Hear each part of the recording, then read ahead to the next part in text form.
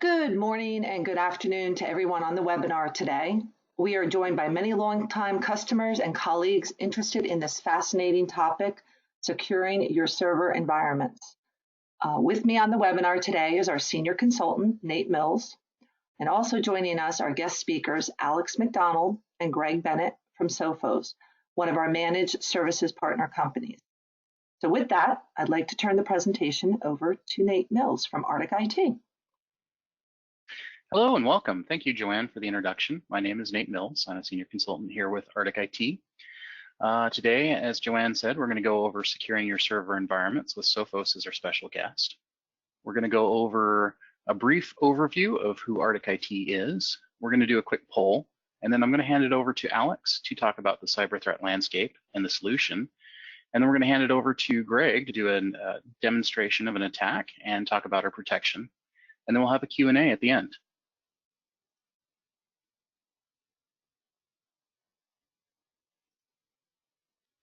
Arctic IT is a security-minded technology company with over 16 years. As a part of the Doyon family of companies, we are 8A certified. And although we're a nationwide company with employees in over 20 states, our home and headquarters is still right here in Anchorage. We are very proud that we are a Microsoft Gold certified partner. And what that really means is that we have attained excellence within the Microsoft stack and have staff that know those products inside and out. And we use those resources to offer our two main products here. ArcticCare is our award-winning managed services offering, and it's going to be kind of the focus of what we're doing today on this webinar. And then Arctic Ascend is our business application implementation and support offering. So that's, we have a solution for your enterprise resource planning, customer relations management, and we have some tribal platforms, products such as shareholder management. But the heart of what we're talking about is a component of our ArcticCare managed services. We have a couple different levels of this. The first two levels are for those clients that do not have their own IT staff. We act as that for them. And included in these, we manage their IT systems network. That's your server patching, server availability, network systems, workstations, and whatnot. We offer on-demand training as needed for end users. We have a support desk that's unlimited access from 7 a.m. to 5 p.m. local time, and then we're also on call 24/7. We do security testing of your network. We do security system evaluations, and the focus today is on our ArcticCare Advanced offering here. We do those same things with ArcticCare Advanced. We do more frequently than our ArcticCare Essentials. And on top of that, we do advanced endpoint security monitoring, auditable device encryption, making sure that your data is encrypted at rest in your workstations. We do ransomware incident defense is included, and that's going to be what we're going to be touching on a bit today. We do dark web monitoring, and we help you with disposing of your used hardware. Now, for those organizations that have their IT department and they have a handle on their systems network management, their training, and their support desk, we can offer a bolt-on service that we handle your security for you. And included, we do the security testing, security system evaluations at the same intervals that we do with ArcticCare Advanced, our advanced endpoint monitoring, auditable device encryption, ransomware incident defense, dark web monitoring, and used hardware disposal. I'm going to hand it off. Joanne will do a quick poll, and then I'll hand it off to Alex. Okay. Are you confident in your server protection today? Yes, no, or I don't know. Okay. 60% said yes. No, nobody said no. And 40% said I don't know. Okay. I'm going to hand it off to Alex from Sophos here. Thanks, Nate. Hi, everyone. My name is Alex McDonald. I am your Sophos rep. And for those of you who don't know, Sophos IT Security has been in business for almost 30 years. We're a global security company, and we just focused on one thing, that's end-to-end security. We've been a Gartner leader in several Magic Quadrants for the last 11 years. We have over 3,000 employees with labs spread across many, many countries.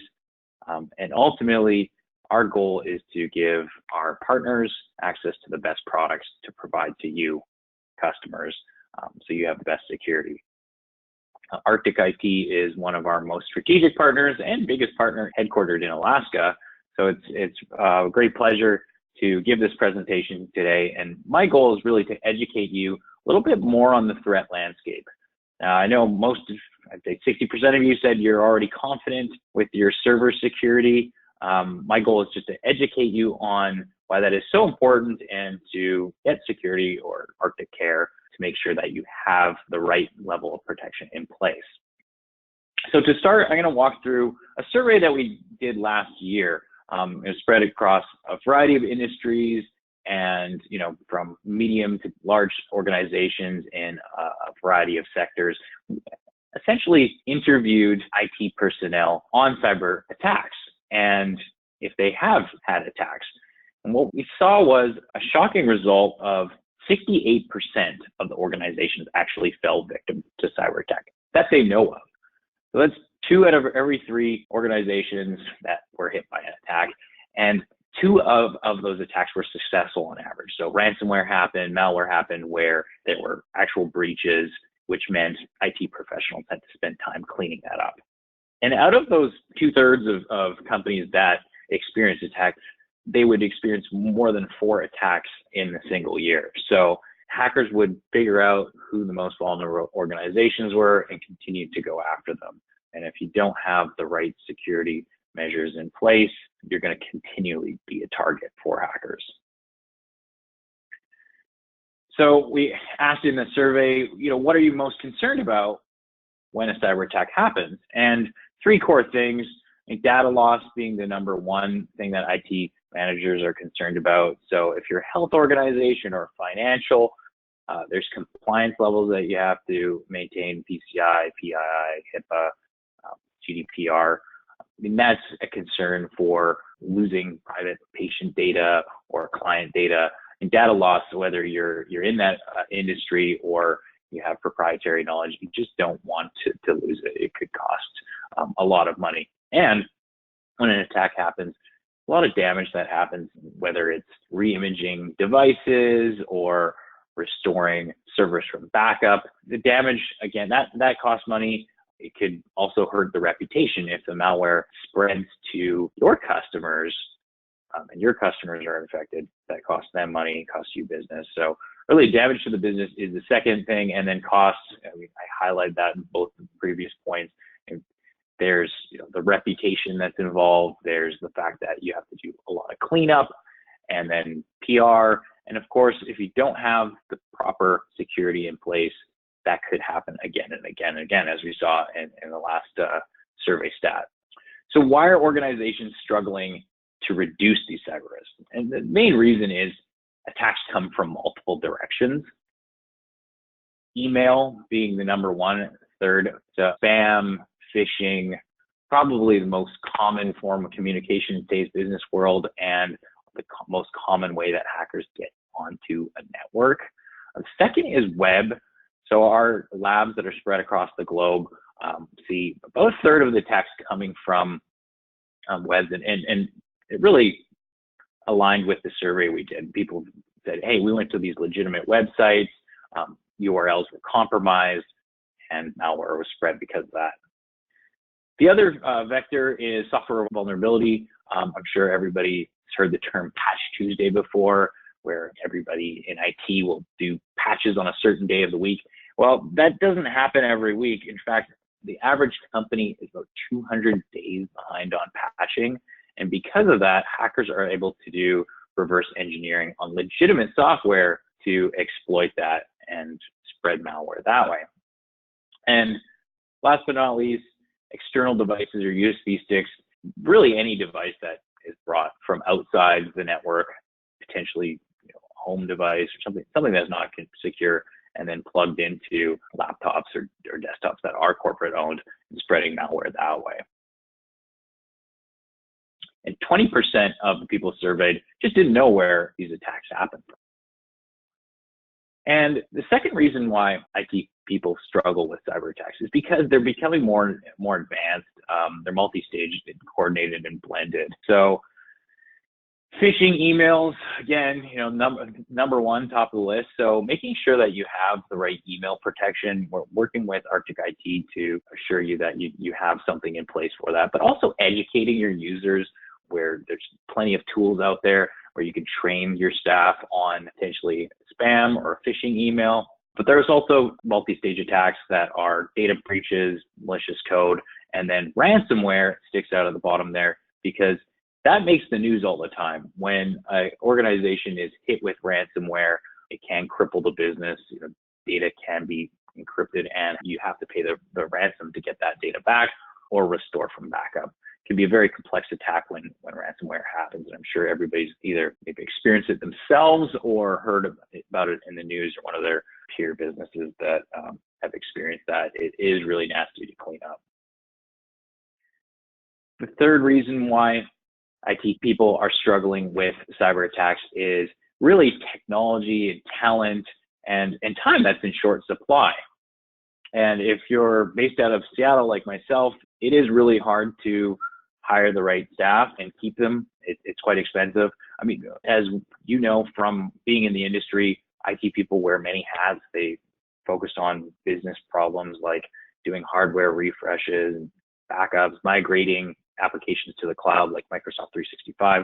So there's a lot of projects going on. And from that survey we did, we found out that a quarter of people's time is used on managing IT security. And the majority of those people say that is not the right ratio. So this is why, working with Arctic IT that uses Sophos will cut down on the time that your team spends managing security so you can focus on the core business projects.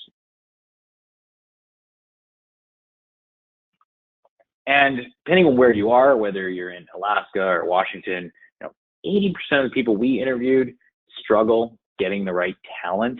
So you may get a generalist that wears many hats. They shouldn't be focusing on security. You have a lot of other projects for them to be working on. But even if you do get a security specialist, a malware analyst, someone that you can afford to have on staff, it's extremely hard to keep that people, especially, like I said, if you're in a big city like Seattle, that talent gets poached all the time. So now that I've shown you some of the stats, and I'm sure many of you have heard those stats before, I'll walk through what a hacker wants to do and how they get onto the server and really start focusing on today's topic, which is server security. So the initial attack happens from a phishing email or a malicious URL that a user clicks on. Sometimes you'll even enter in credentials. Those credentials will be taken by that hacker and privileges will be escalated. Trojans will be spread around the network. That is the second part of the attack. And then the third part is really to get to either spread ransomware. So if it's a Trojan, like a banker's Trojan, like TrickBot getting onto the network, spreading around, and then spreading SAMSAM ransomware, where they'll call down encryption keys, that can cause a lot of problems. So that's kind of the multi-stage of the attack. And ultimately, the goal is to get the private data so they can exploit that, or ransomware. So you as the company have to pay that ransom to get the data back, or to shut down business critical applications on servers. That's the ultimate goal of the hacker. And when it's just on the endpoint, it's frustrating. Yeah, you might have to re-image someone's device. They may not be able to work for a couple of hours. It's just frustrating. But when the hacker does achieve their goal of getting onto the server, that is when business critical services are down. So really keeping your servers safe with best protection is extremely important.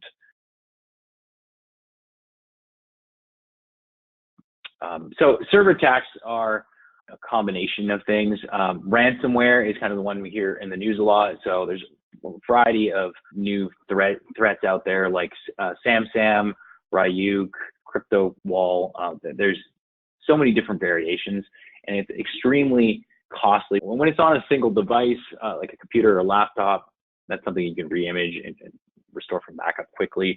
But if it's a server that has file shares, or it's an exchange server that emails, obviously hackers get the most money and can charge the most ransom when they get onto the servers. Crypto mining is another reason why a hacker wants to get on the servers. The servers being very powerful, the ability for them to actually mine for Bitcoin without you knowing on that server, way for them to make a lot of money. And then exploits, great way for hackers to get credentials, getting onto the server, and lastly, taking the data from the server. That's where most of the data on the network is. So this is the impossible puzzle. The threats are extremely innovative. The hackers are spending, ultimately, they're far more rich industry than the security industry is. So the innovation and the techniques they use are becoming more and more advanced. It's extremely hard to have the right personnel to manage your security unless you're outsourcing it to someone like Arctic IT.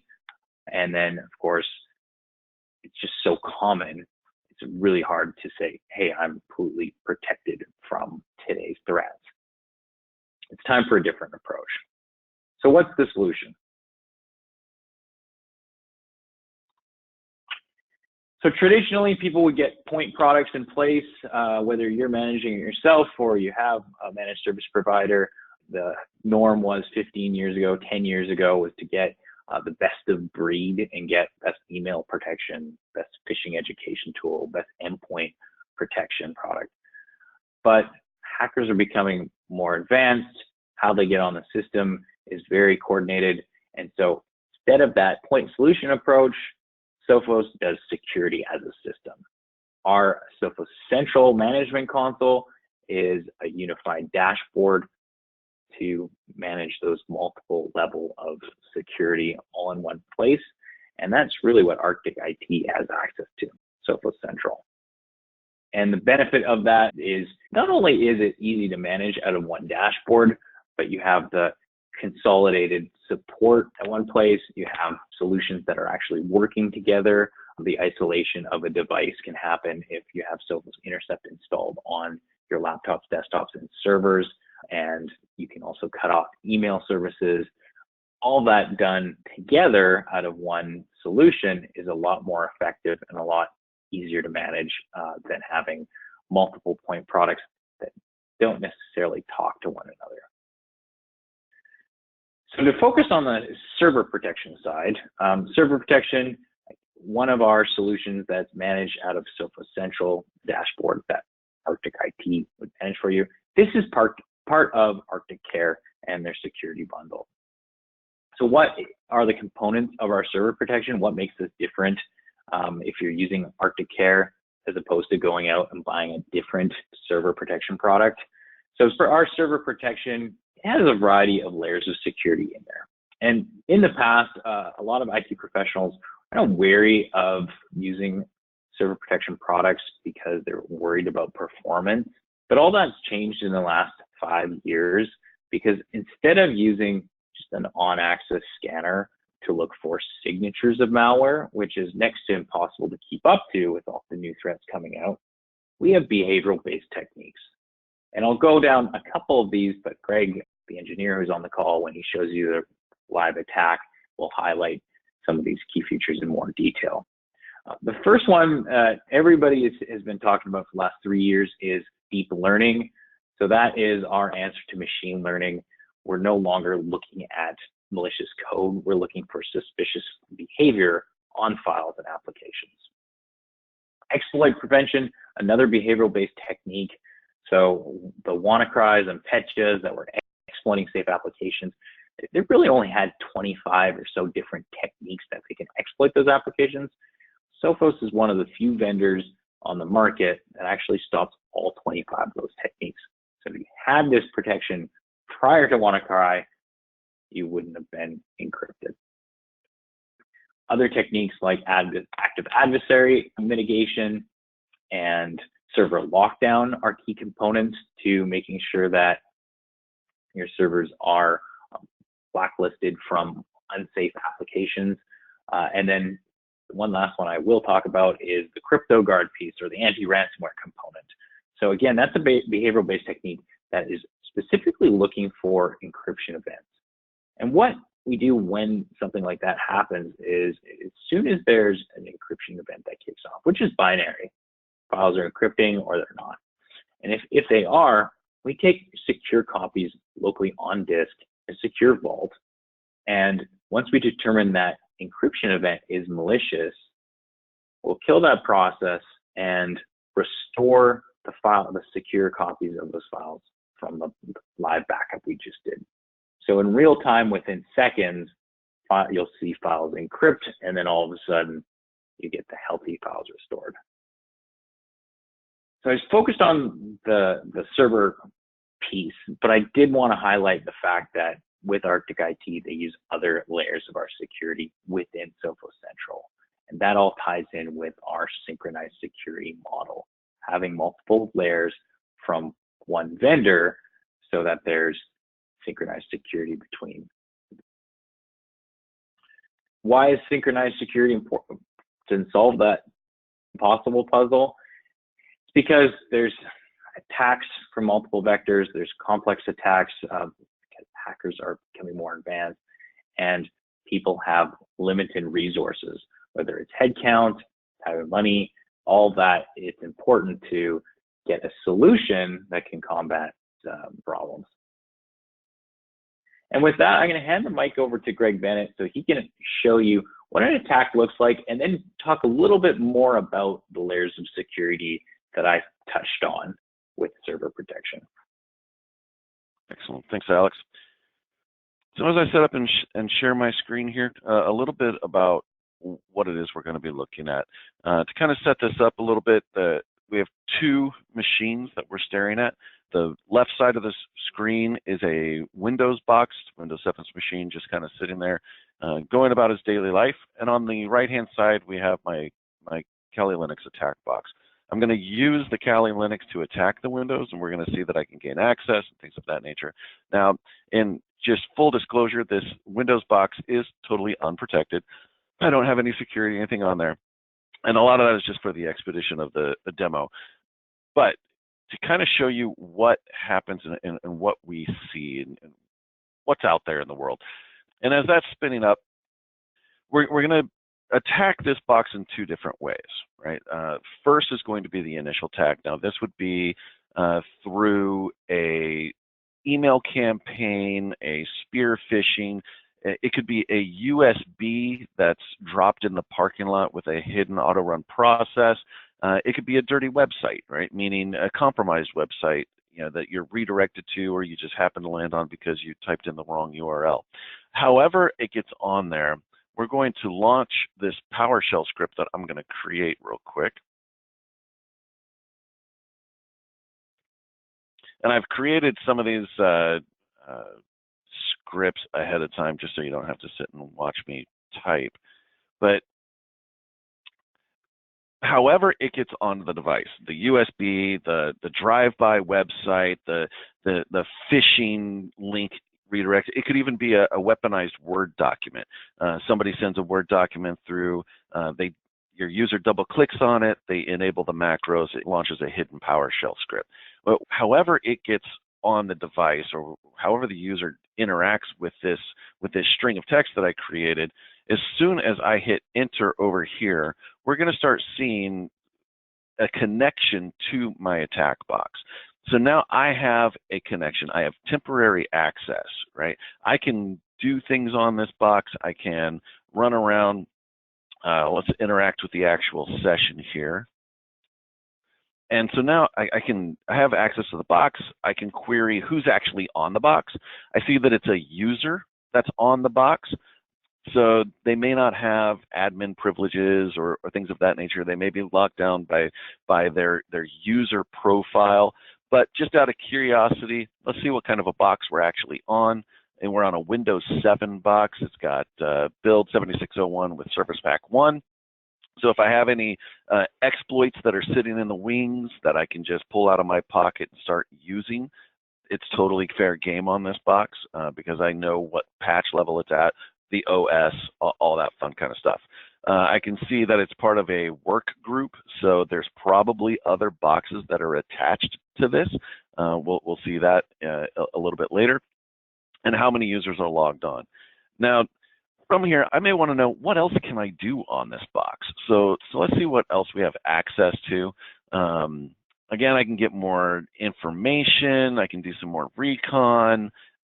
This might be fun. I can actually play with the webcam, so I can turn it on. I can take snapshots. I can open up the mic. I can do a lot of fun stuff on there. However, I am still just dealing with a user, so what I'm going to do is I'm going to do what's called a hash dump. Now, a hash dump is going to give me a list of everyone that has logged onto this box, and I can see that, you know, there's my Sophos account, the guy that's currently logged on. There's a test account here. There's an administrator. That will definitely come in handy. So I have their credentials, but their password is basically gobbledygook. Microsoft, in its wisdom, and we appreciate this, has taken the password of the users and filtered it through an algorithm and created a hash. And that's good, so I can't, in plain text, just grab this password. However, if they subject all passwords to the same algorithm, it would be very easy to just generate a list, or what they call a rainbow table, out on the web and say, well, okay, well, let's just take this hash. I'll take the admin. We'll take the Sophos account. And just for fun, let's grab the test account too.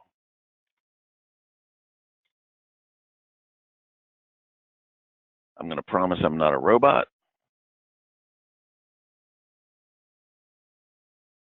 And then I'm going to crack the hashes. So I'm going to take these hashes and I'm going to say, in my database, do these hashes exist anywhere else? And they sure do. And since it's the same algorithm every time, we can say that the admin password is password. Now it's clever, right? It's got the special character in there. Sophos has an exclamation point. We've got numbers and special characters here. But if it's any kind of a common password, and by the way, these rainbow tables are thousands upon tens of thousands of passwords that are commonly used. They just sit there and crank out possibilities. So you can easily crack through the hash and grab the administrator username and the password combination for future use, right? So I would take note of that, scribble it down on my notepad or my piece of paper next to me or whatever. But what else am I going to do here? So let's actually gain access to the box itself. So now I'm querying the database or the system of the box itself. So I can get in, I can take a look at any directories that might be in here. I can take a look and say, okay, well, is there anything in here I might be able to use? Well, there's a directory called tools, right? So I'm going to run over to tools real quick. And I'm going to see if there's anything listed in there that I might be familiar with. Now, there's this program here called PuTTY. PuTTY is a way for me to initiate a session between machines internally inside your network. It's used by lots of IT admins, and generally it is whitelisted. So let's actually run over to PuTTY and make sure that there's an executable in there. And there sure is. There's an executable there that I can play with. And just for fun, right? Let's actually start PuTTY. And there she is. So she's going to pop up on the other screen. Now, if I were trying to do this in a clandestine manner, I would put it in a -Q or other triggers that would show it up in the background so that it didn't pop up obnoxiously on the user's Windows box. But let's start a command prompt as well. So we can get in and we can start playing around in there. Now, if I wanted to, I can also, you know, kill these things as well. So I can drop them off the process. Now, I've got the admin password combination, but I don't necessarily have exactly who this box is by IP address. So let's run off and find that. I can run an IP config, and I can see that the IP address of this box is 10.31 at the end. Now that's important because if I ever want to come back to this box, if they were to terminate the session, if they were to reboot, if they were to do whatever, I would lose connection. So I need a way to get back to this box in the future when it turns on. And now I have their IP address and the credentials that I would need in order to make that happen, right? Now, I'm going to kill the command prompt on this side.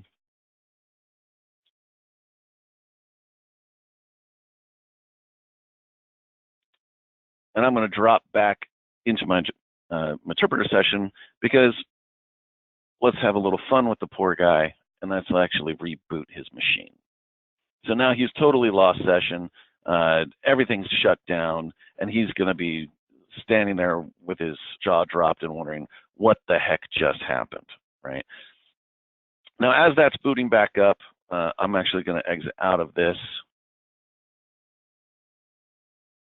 Because I now have the IP address and the admin password combination, I'm going to take another terminal that I've got here already set up, and now I'm going to do the same thing.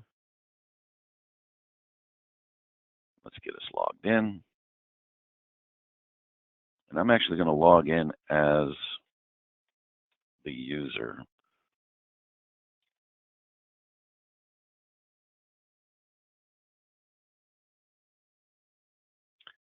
But while that's logging in, I'm going to build this exploit. Now, this exploit, if you remember the last one, it needed the user interaction in some fashion. USB key plugged into the drive, an email click, some sort of interaction that would direct them so that PowerShell launch, or that PowerShell script could launch.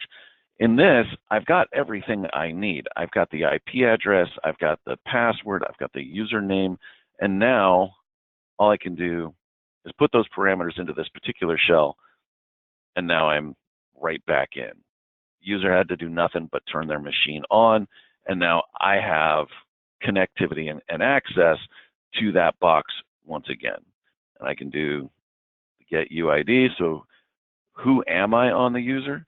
Now, if you remember, the user that logged in was Sophos, but I'm logged in as the admin. So now I can do whatever I want on this box. Just to make sure that they haven't changed anything. Nope, no updates, and now I own that box, right? And really, once I get onto the box, it's owned at that point. Now, in order for, let me jump over here real quick. Now, there are many ways that we can help protect against that kind of thing. And the Sophos technology, that what we bring to the table, this is what we're trying to frustrate, right? Now, there are many different ways to get onto a box, which is why the two boxes on the left-hand side, recon and weaponization, there's not a lot that anyone in the security industry can do on this, short of the attackers giving us a call and telling us what they're doing. Recon could be looking at LinkedIn profiles, reading newspaper articles that are about your organization on Yahoo Finance or whatever, creating an organization chart based off of the information that's publicly available out there on the web. Weaponization, that's like me crafting that PowerShell script. It's just me on my box outside of connectivity to the world, and I'm creating my attack or my weapon that I'm going to use in order to deliver. Now, the delivery all the way to the right, this is where we come in. This is the chain of events that we are looking to frustrate in as many points as possible. In the pre-breach is delivery and exploitation, coming in, being able to stop the delivery, controlling the USB keys, managing what kind of access can happen on the box. Exploitation, making sure that the legitimate programs that you're running on your device aren't being exploited through minor weaknesses within the code that the manufacturer may have written, right? To Alex's point, Microsoft Patch Tuesday. Installation, command and control, actions on objective. These are all points at which the attacker must interact in order to breach your device. And this is really where what I call the shell game comes in. I like to look at endpoint security as intrinsic circles, the outer shell, the layer 1 approach, if you will, is access to the box. Being able to control what executable applications you're going to allow in your environment and who can run them. If my Sophos user was not allowed to run a PowerShell script, then guess what? I, the attacker, would not have been able to run that PowerShell script. So you can control who can run what. USB drives, should your users have the ability to just find a USB key laying in the parking lot and jam it into the USB port? Some yes, some no, and we have the granularity that can give you that flexibility. Being able to detect connections to malicious URLs. If it's a drive-by attack, if somebody is just surfing the web and they just happen across a website that has been breached or compromised in some way that's hosting those kinds of back-end PowerShell scripts, we can stop the users from getting there and protecting them from the first link. Now, the second layer in, this is within the inner core of the system where we're looking at buffer overflows and memory scans, suspicious behavior within how things are happening. If a Word document is coming in and it starts accessing registry keys and scrambling them up and moving DLLs around and things of that nature, we don't need a signature to know that that's bad, right? That's poor behavior on that Word document's point. So we're going to be able to stop that kind of stuff. And then when we get into more of the modern endpoint protection with anti-ransomware, machine learning, anti-exploit, these are all things that honestly, this is what is stopping today's most cut-edge events, right? So TrickBot, Emotet, these are things that they morph themselves. One of the nasty things about an attack out there called Emotet is it will get on and it will update itself so that it's constantly evolving, making it impossible for traditional foundational endpoint security systems to detect and eradicate. However, with a strong machine learning, you can absolutely, we know what it is, we can make that determination, remove it off the device to begin with. So how does our machine learning differ? There's a couple different ways of doing machine learning. There's lots of different algorithms out there and things of that nature, two of which would be like decision tree or random forest. Now, this is, you have a database of samples of things that you're going to teach your algorithm, the difference between a dog and a cat. Here's 100 million pictures of a dog, show them a cat, and it says this is not a dog. Bingo. However, our data scientists found that if your database is big enough, if your sample database is large enough, you actually reach a ceiling to how smart these algorithms can get. There's a finite number of connections that can be made. So we threw those out, and we went with, we developed what was called a deep neural network. It more closely resembles the way our neurons and synapses work within our brain. So once we've reached a decision point on if something is good or bad, we can actually take that decision point and fold it back into the decision-making process.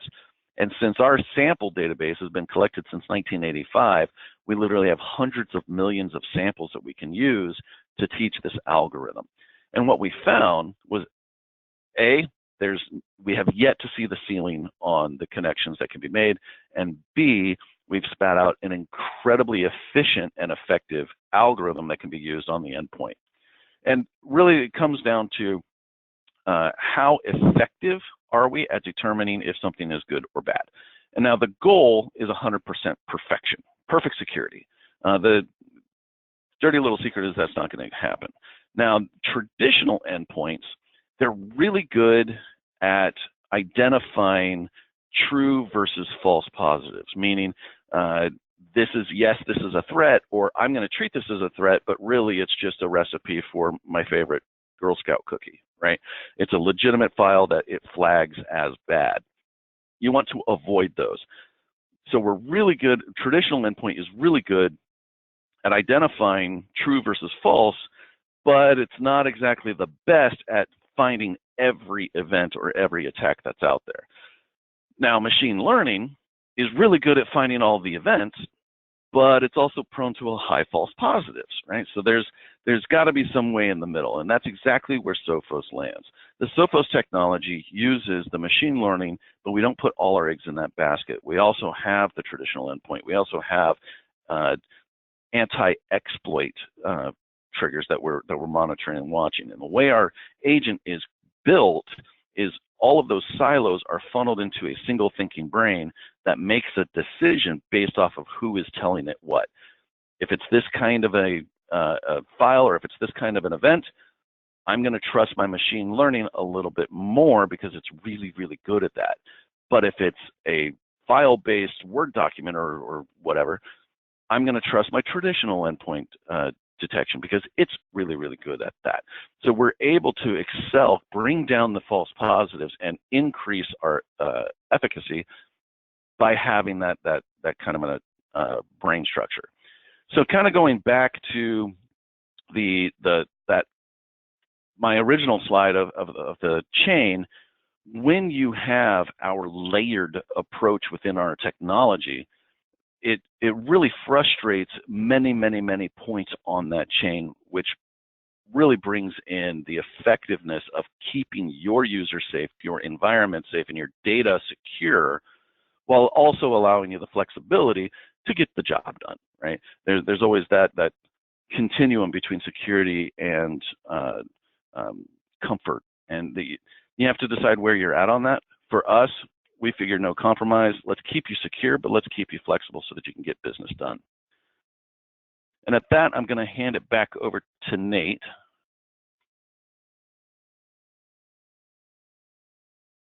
Thank you, Greg and Alex.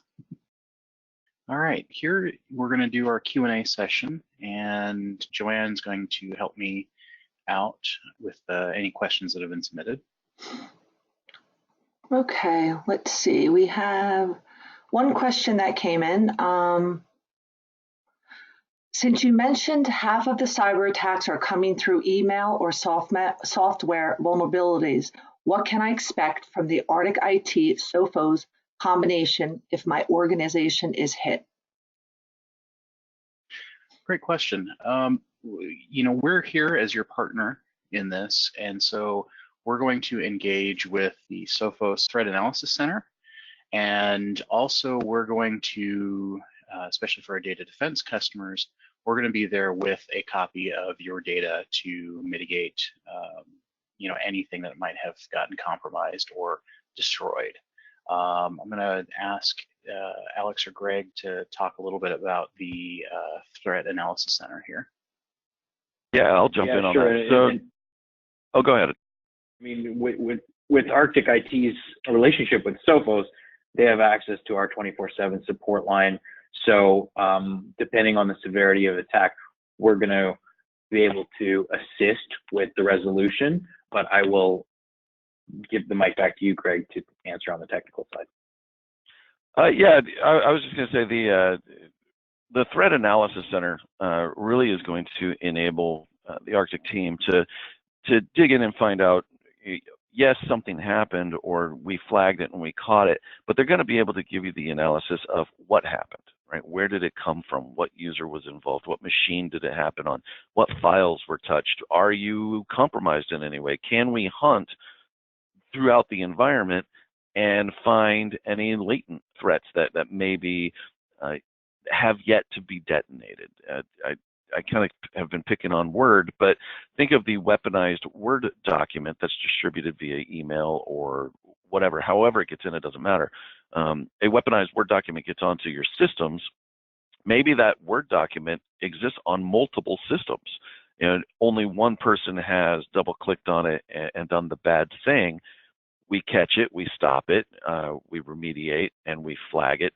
Well, the Arctic team can now take that information and hunt proactively throughout the rest of your organization to determine, does this Word document live anywhere else, giving true peace of mind in a post-threat analysis. Perfect. Thank you, Alex and Greg. Great.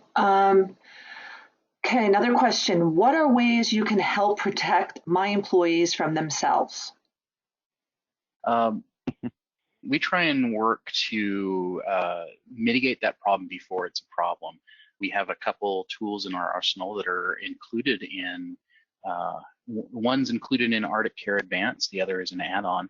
But what's included is, these security assessments here, and that's we're using a product that sends out fake phishing emails to your end users to kind of reinforce that training, in addition to our recurring training.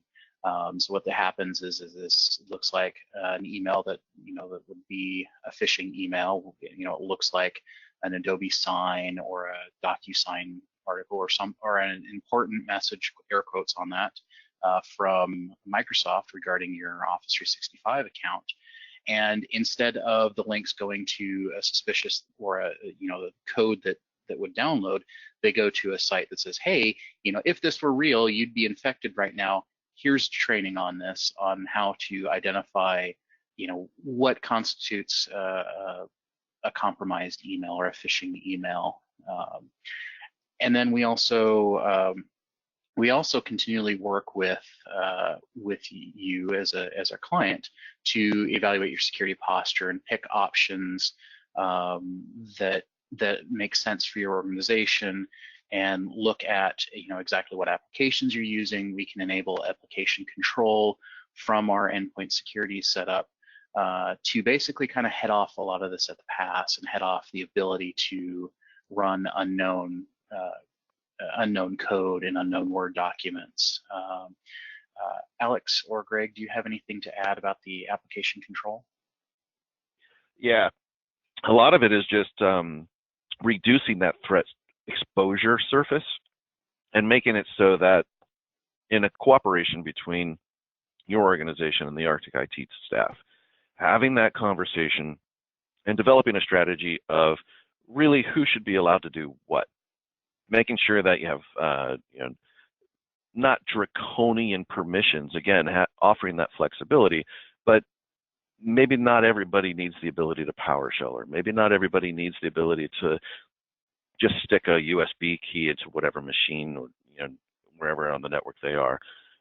So really, it's reducing that threat exposure surface in a cooperative manner, and having that proactive, reactive, continuous communication with the Arctic IT staff on what are they seeing that's latest, that's out there. How can they work with you in order to proactively put things in place that will help keep your users safe. Great.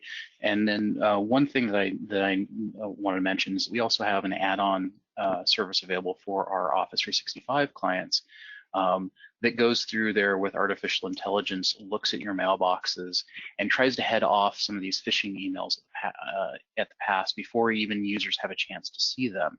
A lot of these phishing emails come in and they look like they're legitimate, and from a spam filtration point, they are legitimate. They're not faking an address, and maybe faking a display name, and they're asking some weird things, but they're not sending a link. So this service will go through and say, oh, hey, I see the same email in 3 different mailboxes. I'm going to yank it out.